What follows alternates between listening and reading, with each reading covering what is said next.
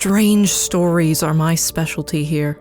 Tonight, I'll share a particularly chilling tale. I'm Cassandra Harold. Lie back, listen in, and steel yourself for unpleasant dreams. The Voice in the Night by William Hope Hodgson. First published, 1907. It was a dark, starless night. We were becalmed in the northern Pacific. Our exact position I do not know, for the sun had been hidden during the course of a weary, breathless week by a thin haze which had seemed to float above us, about the height of our mastheads, at whiles descending and shrouding the surrounding sea. With there being no wind, we had steadied to the tiller, and I was the only man on deck. The crew, consisting of 2 men and a boy, were sleeping forward in their den, while Will, my friend and the master of our little craft, was aft in his bunk on the port side of the little cabin. Suddenly, from out of the surrounding darkness there came a hail. "Schooner, ahoy!" The cry was so unexpected that I gave no immediate answer because of my surprise. It came again, a voice curiously throaty and inhuman, crawling from somewhere upon the dark sea, away on our port broadside. "Schooner, ahoy!" "Hello?" I sung out, having gathered my wits somewhat. "What are you? What do you want?" "You need not be afraid," answered the queer voice, having probably noticed some trace of confusion in my tone. "I'm only an old man." The pause sounded oddly, but it was only afterwards that it came back to me with any significance. "Why don't you come alongside, then?" I queried somewhat snappishly, for I liked not his hinting at my having been a trifle shaken. I can't. It wouldn't be safe. The voice broke off, and there was silence. "What do you mean?" I asked, growing more and more astonished. "Why not safe? Where are you?" I listened for a moment, but there came no answer. And then, a sudden, indefinite suspicion of I knew not what, coming to me, I stepped swiftly to the binnacle and took out the lighted lamp. At the same time, I knocked on the deck with my heel to waken Will. Then I was back at the side, throwing the yellow funnel of light out into the silent immensity beyond our rail. As I did so, I heard a slight, muffled cry and then the sound of a splash, as though someone had dipped oars abruptly. Yet I cannot say that I saw anything with certainty, save it seemed to me that with the first flash of the light, there had been something upon the waters, where now there was nothing. "Hello there!" I called. "What foolery is this?" But there came only the indistinct sounds of a boat being pulled away into the night. Then I heard Will's voice, from the direction of the after scuttle. "What's up, George?" "Come here, Will," I said. "What is it?" he asked, coming across the deck. I told him the queer thing which had happened. He put several questions, then, after a moment's silence, he raised his hands to his lips and hailed, "Boat ahoy!" From a long distance away, there came back to us a faint reply, and my companion repeated his call. Presently, after a short period of silence, there grew on our hearing the muffled sounds of oars, at which Will hailed again. This time, there was a reply. "Put away the light." "I'm damned if I will," I muttered. But Will told me to do as the voice bade, and I shoved it down under the bulwarks. "Come nearer," he said, and the oar strokes continued. Then, when apparently some 6 fathoms distant, they again ceased. "Come alongside," exclaimed Will. "There's nothing to be frightened of aboard here." "Promise that you will not show the light." "What's to do with you?" I burst out, that you're so infernally afraid of the light? Because... began the voice, and stopped short. Because what? I asked quickly. Will put his hand on my shoulder. Shut up a minute, old man, he said in a low voice. Let me tackle him. He leant more over the rail. See here, mister, he said. This is a pretty queer business, you coming upon us like this, right out in the middle of the blessed Pacific. How are we to know what sort of hanky-panky trick you're up to? You say there's only one of you? How are we to know, unless we get a squint at you, eh? What's your objection to the light anyway? As he finished, I heard the noise of the oars again, and the voice came, but now from a greater distance, and sounding extremely hopeless and pathetic. I'm sorry. I would not have troubled you, only I'm hungry, and so is she. The voice died away, and the sound of the oars dipping irregularly was borne to us. Stop, sung out Will. I don't want to drive you away. Come back. We'll keep the light hidden, if you don't like it. He turned to me. It's a damned queer rig, this, but I think there's nothing to be afraid of. There was a question in his tone, and I replied, No, I think the poor devil's been wrecked around here and gone crazy. The sound of his oars drew nearer. Shove that lamp back in the binnacle, said Will. Then he leaned over the rail and listened. I replaced the lamp and came back to his side. The dipping of the oars ceased some dozen yards distance. Won't you come alongside now? Asked Will in an even voice. I've had the lamp put back in the binnacle. I cannot, replied the voice. I dare not come nearer. I dare not even pay you for the provisions. That's all right, said Will, and hesitated. You're welcome to as much grub as you can take. Again, he hesitated. You are very good, exclaimed the voice. May God, who understands everything, reward you, it broke off huskily. The lady, said Will abruptly, is she? I have left her behind upon the island, came the voice. What island? I cut in. I do not know its name, returned the voice. I would to God, it began, and checked itself as suddenly. Could we not send a boat for her? Asked Will at this point. No, said the voice, with extraordinary emphasis. My God, no. There was a moment's pause. Then it added, in a tone which seemed a merited reproach. It was because of our want, I ventured, because her agony tortured me. I am a forgetful brute, exclaimed Will. Just wait a minute, whoever you are, and I will bring you something at once. In a couple of minutes, he was back again, and his arms were full of various edibles. He paused at the rail. Can't you come alongside for them? He asked.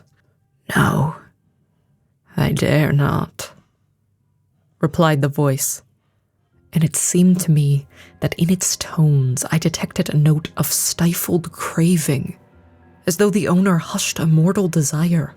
It came to me then, in a flash, that the poor old creature, out there in the darkness, was suffering for actual need of that which Will held in his arms, and yet, because of some unintelligible dread, refraining from dashing to the side of our little schooner and retrieving it.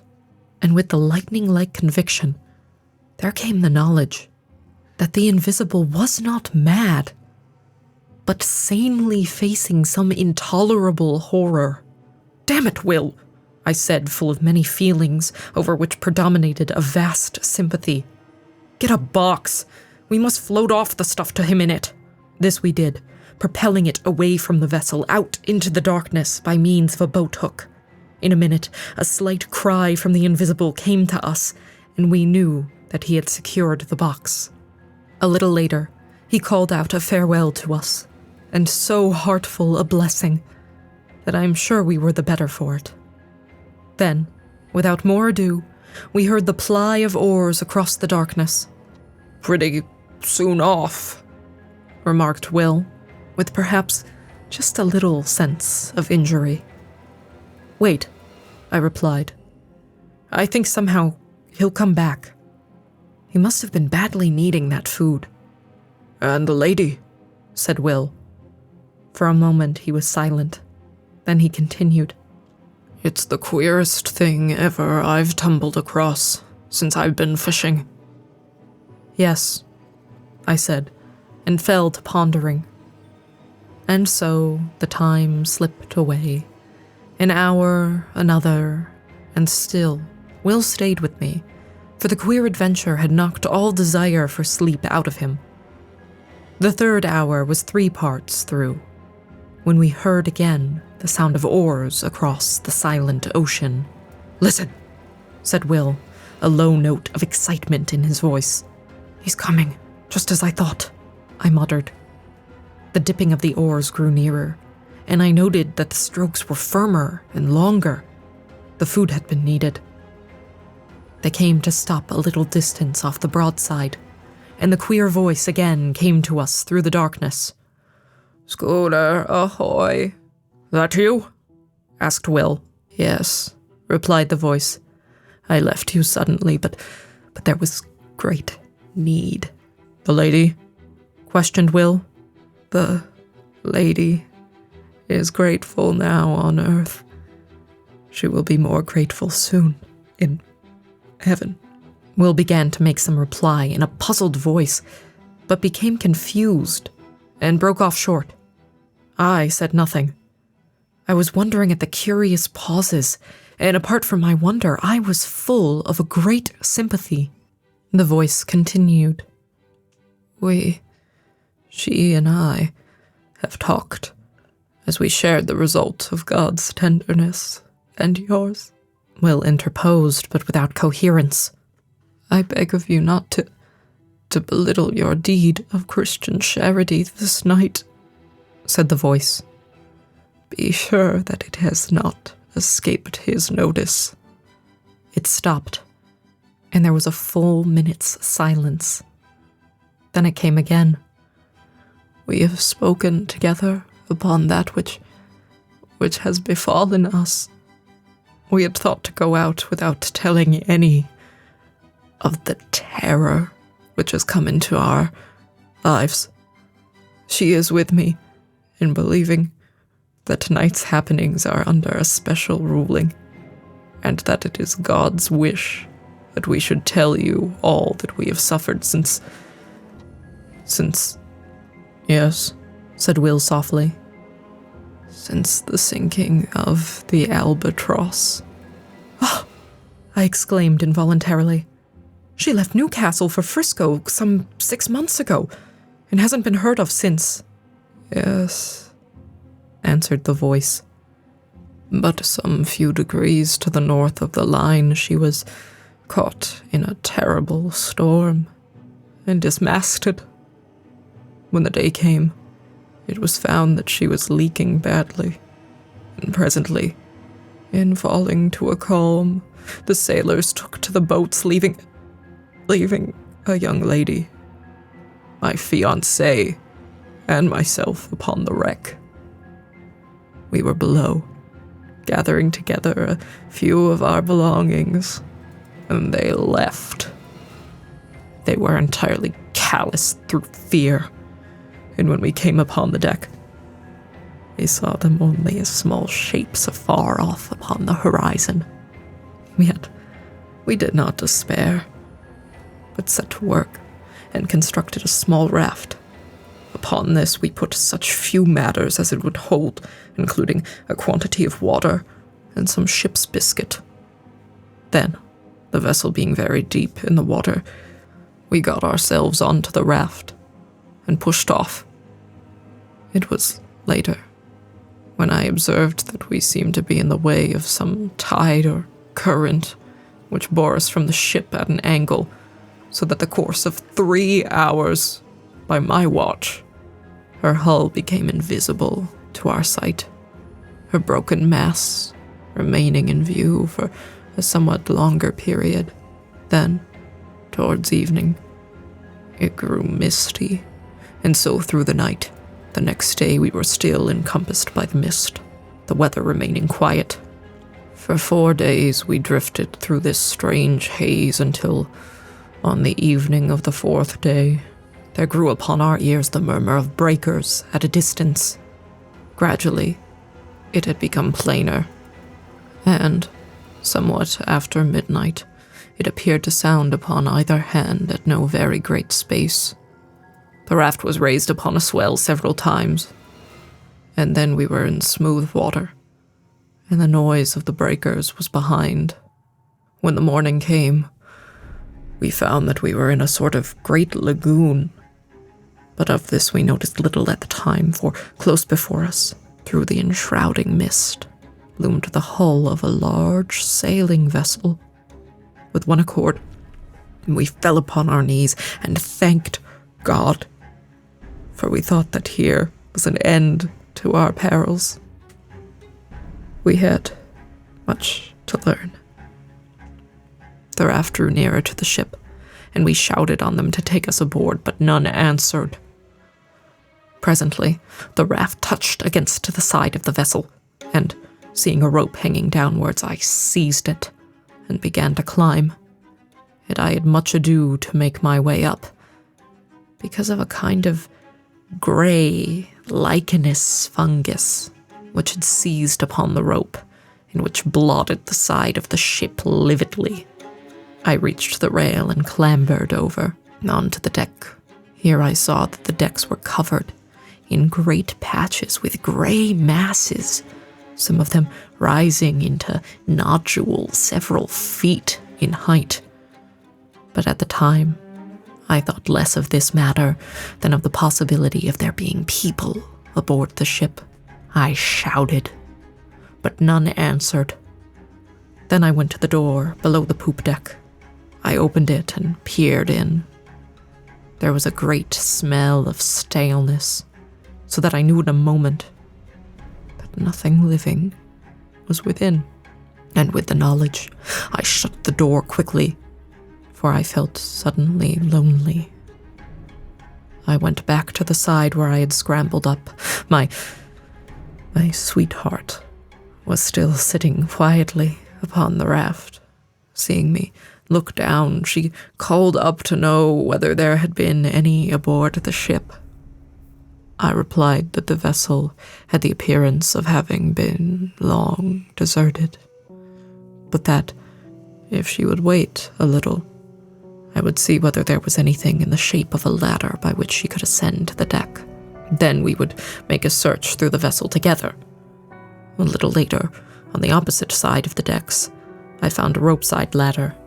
This I carried across, and a minute afterwards she was beside me. Together we explored the cabins and apartments in the after part of the ship, but nowhere was there any sign of life. Here and there, within the cabins themselves, we came across odd patches of that queer fungus. But this, as my sweetheart said, could be cleansed away.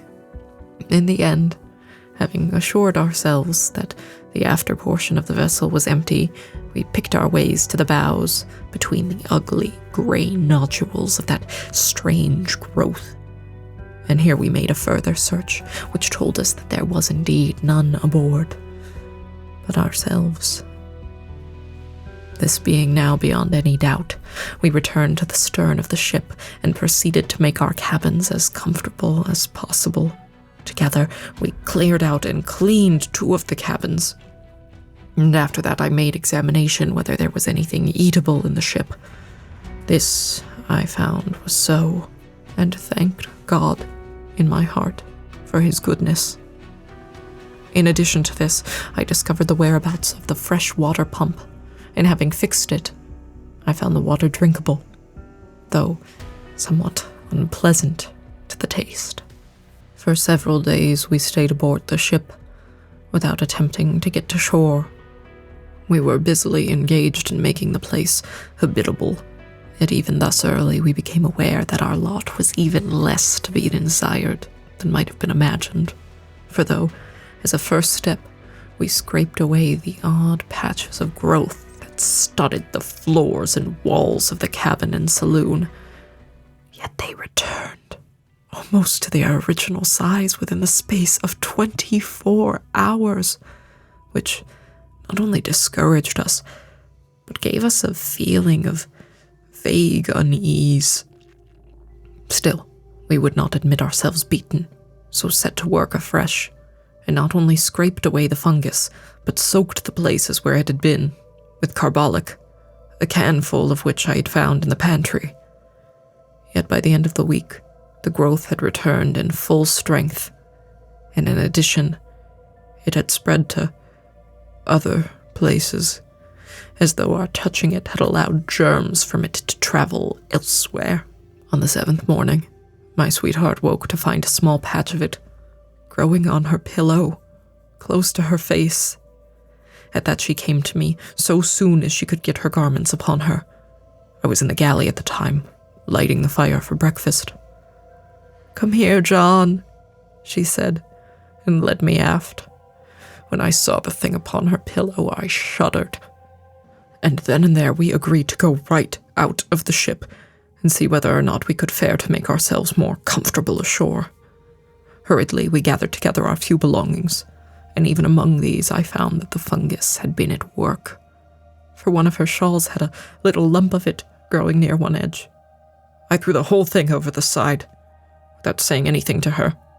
The raft was still alongside, but it was too clumsy to guide, and I lowered down a small boat that hung across the stern, and in this we made our way to the shore. Yet as we drew near to it, I became gradually aware that here, the vile fungus which had driven us from the ship was growing riot. In places it rose into horrible, fantastic mounds, which seemed almost to quiver, as with a quiet life when the wind blew across them. Here and there it took on the forms of vast fingers, and in others it just spread out flat and smooth and treacherous. Odd places. It appeared as grotesque, stunted trees, seeming extraordinarily kinked and gnarled, the whole quaking vilely at times. At first, it seemed to us that there was no single portion of the surrounding shore which was not hidden beneath the masses of hideous lichen.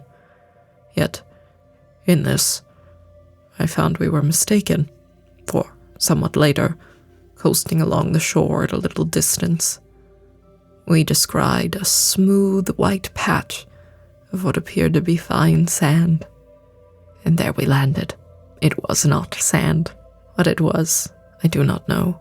All that I have observed is that upon it the fungus will not grow, while everywhere else, save where the sand-like earth wanders oddly, pathwise, amid the grey desolation of the lichen, there is nothing but that loathsome greyness. It is difficult to make you understand how cheered we were to find one place that was absolutely free from the growth. And here we deposited our belongings. Then we went back to the ship for such things as it seemed to us we should need.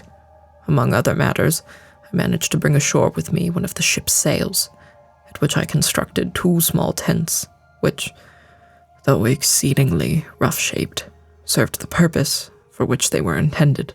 In these we lived, and stored our various necessities, and thus, for a matter of some 4 weeks, all went smoothly, and without particular unhappiness. Indeed, I may say with much of happiness, for we were together. It was on the thumb of her right hand that the growth first showed. It was only a small, circular spot, much like a little grey mole. My God, how the fear leapt my heart when she showed me the place. We cleansed it between us, washing it with carbolic and water. In the morning of the following day, she showed her hand to me again. The grey, warty thing had returned. For a little while, we looked at one another in silence. Then, still wordless, we started again to remove it. In the midst of the operation, she spoke suddenly, What is this on the side of your face, dear?" Her voice was sharp with anxiety. I put my hand up to feel. "There, under the hair by your ear a little bit to the front." My finger rested upon the place, and then I knew. "Let us get your thumb done first," I said, and she submitted, only because she was afraid to touch me until it was cleansed. I finished washing and disinfecting her thumb, and then she turned to my face. After it was finished, we sat together and talked a while of the many things, for there had come into our lives sudden, very terrible thoughts. We were, all at once, afraid of something worse than death. We spoke of loading the boat with provisions and water and making our way out onto the sea. Yet we were helpless for many causes, and the growth had attacked us already. We decided to stay. God would do with us what was his will. We would wait. A month, 2 months, 3 months passed, and the places grew somewhat, and there had come others. Yet we fought so strenuously, with the fear that its headway was but slow, comparatively speaking. Occasionally we ventured off to the ship for such stores as we needed. There we found that the fungus grew persistently. One of the nodules on the main deck soon became as high as my head. We had now given up all thought or hope of leaving the island. We had realized that it would be unallowable to go among healthy humans with the things from which we suffered. With this determination and knowledge in our minds, we knew that we should have to husband our food and water, for we did not know at that time, but that we should possibly live for many years. This reminds me that I have told you that I am an old man. Judged by the years, this is not so, but he broke off, then continued somewhat abruptly. As I was saying, we knew that we should have to use care in the matter of food, but we had no idea then how little food there was left of which to take care. It was a week later that I made the discovery that all the other bread tanks, which I had supposed full, were empty, and that, beyond odd tins of vegetables and meat and some other matters, we had nothing on which to depend but the bread in the tank which I had already opened. After learning this, I bestirred myself to do what I could, and set to work at fishing in the lagoon, but with no success. At this I was somewhat inclined to feel desperate, until the thought came to me to try outside the lagoon, in the open sea. Here, at times, I caught odd fish, but so infrequently that they proved of but little help in keeping us from the hunger which threatened. It seemed to me that our deaths were likely to come by hunger, and not by the growth of the thing which had seized upon our bodies. We were in this state of mind when the 4th month wore out, when I made a very horrible discovery. One morning, a little before midday, I came off from the ship with a portion of biscuits which were left. In the mouth of her tent, I saw my sweetheart sitting, eating something. "What is it, my dear?" I called out as I leapt ashore, yet on hearing my voice she seemed confused, and turning slyly, threw something toward the edge of the little clearing. It fell short, and a vague suspicion having arisen within me, I walked across and picked it up. It was a piece of the gray fungus. As I went to her with it in my hand, she turned deadly pale, then rose red. I felt strangely dazed and frightened. My dear," I said, and could say no more. Yet at words she broke down and cried bitterly. Gradually, as she calmed, I got from her the news that she had tried it the preceding day and liked it. I got her to promise on her knees not to touch it again, however great our hunger. After she had promised, she told me that the desire for it had come suddenly, and that until the moment of desire she had experienced nothing toward it but the most extreme repulsion.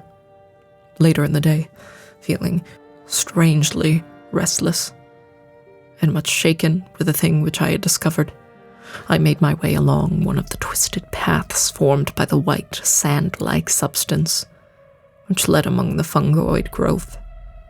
I had, once before, ventured along there, but not to any great distance. This time, being involved in perplexing thought, I went much further than hitherto. Suddenly, I was called to myself by a queer, hoarse sound on my left. Turning quickly, I saw that there was movement among the extraordinarily shaped mass of fungus close to my elbow. It was swaying uneasily, as though it possessed a life of its own. Abruptly, as I stared, the thought came to me that the thing had a grotesque resemblance to the figure of a distorted human creature. Even as the fancy flashed into my brain, there was a slight, sickening noise of tearing, and I saw that one of the branch-like arms was detaching itself from the surrounding gray masses and coming towards me. The head of the thing, a shapeless gray ball, inclined in my direction. I stood stupidly, and the vile arm brushed across my face. I gave out a frightened cry and ran back a few paces. There was a sweetish taste upon my lips where the thing had touched me. I licked them and was immediately filled with an inhuman desire. I turned and seized a mass of the fungus, then more and more. I was insatiable. In the midst of my devouring, the remembrance of the morning's discovery swept into my mazed brain. It was sent by God. I dashed the fragment I held to the ground, then utterly wretched and feeling dreadful guiltiness, I made my way back to the little encampment. I think she knew. By some marvelous intuition which love must have given. So soon as she set eyes on me, her quiet sympathy made it easier for me, and I told her of my sudden weakness, yet omitted to mention the extraordinary thing which had gone before. I desired to spare her all unnecessary terror, but for myself, I had added an intolerable knowledge to breed an incessant terror in my brain, for I doubted not but that I had seen the end of one of those men who had come to the island in the ship in the lagoon, and in that monstrous ending, I had seen our own. Thereafter, we kept from the abominable food, though the desire for it had entered into our blood.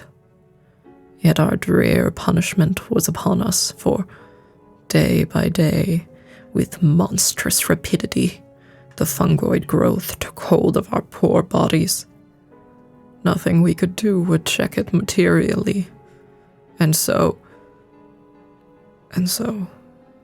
we who had been human became, well, it matters less each day, only we had been man and maid, and day by day the fight is more dreadful, to withstand the hunger lust for the terrible lichen.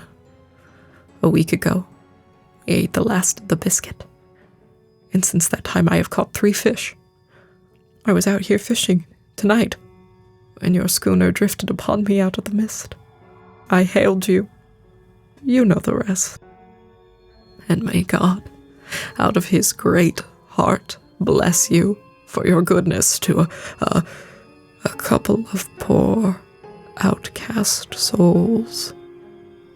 There was the dip of an oar, another.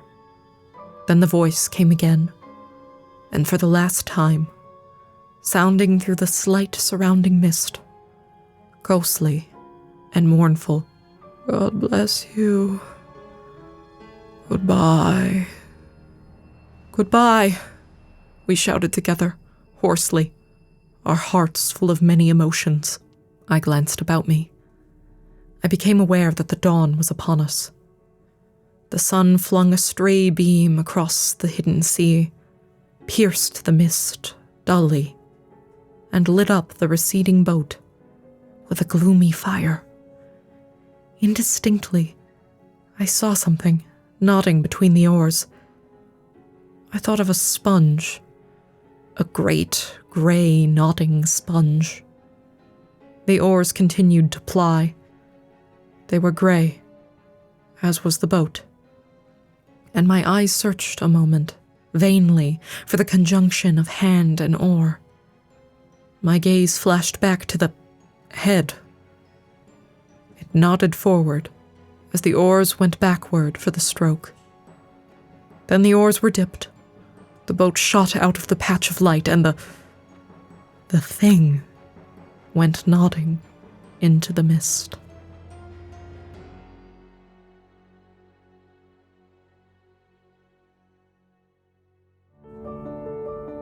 A list of sources for this episode can be found at unpleasantdreams.net in our show notes. Jim Harold is our executive producer. Unpleasant Dreams is a production of Jim Harold Media, LLC. And, despite our ominous tone, we hope all of your dreams are pleasant. We'll talk to you next time. Good night.